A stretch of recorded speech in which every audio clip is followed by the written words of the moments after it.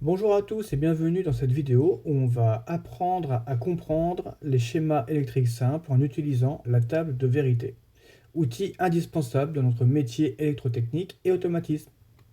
Petit rappel pour bien comprendre, quand un contact ou un interrupteur est NO, on dit qu'il est normalement ouvert, donc il ne laisse pas passer le courant. Quand il est NC, c'est normalement clos ou normalement fermé, ça veut dire qu'il est fermé et qu'il laisse passer le courant.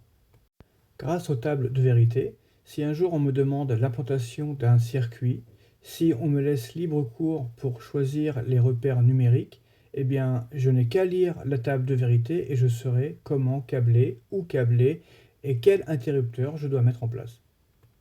On devrait même dire que c'est le premier outil de diagnostic un peu comme un troubleshooting. Dans notre premier exemple, nous avons S1 qui est un interrupteur NO, donc normalement ouvert, et une lampe. À l'état de repos, il est ouvert, donc la lampe ne s'allume pas.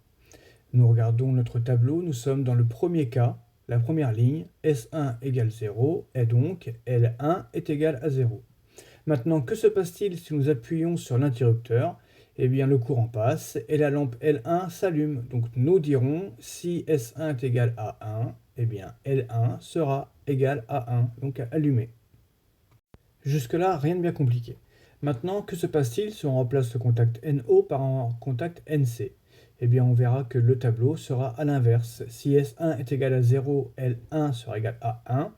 Et si S1 est activé, donc à 1, la lampe sera à 0. Nous allons compliquer les choses en rajoutant un élément sur le circuit. En parallèle de notre contact, nous allons rajouter un deuxième contact qui sera à son inverse.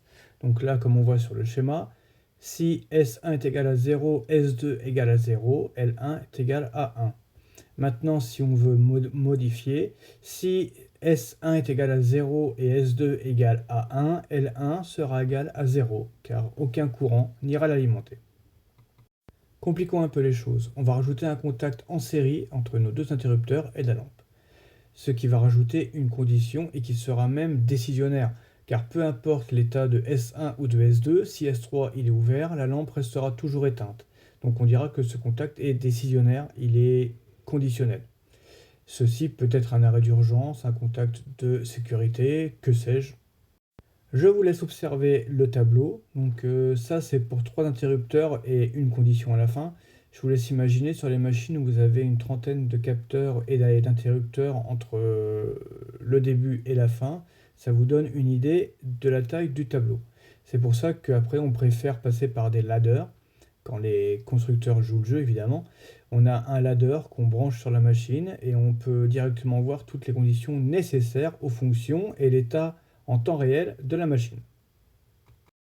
Alors je vous avoue que pour comprendre ça, il faut juste avoir du bon sens, à lire avec calme et de la logique. On n'a rien à inventer, hein. Tout existe. Quand le schéma il est fait, on a juste à lire.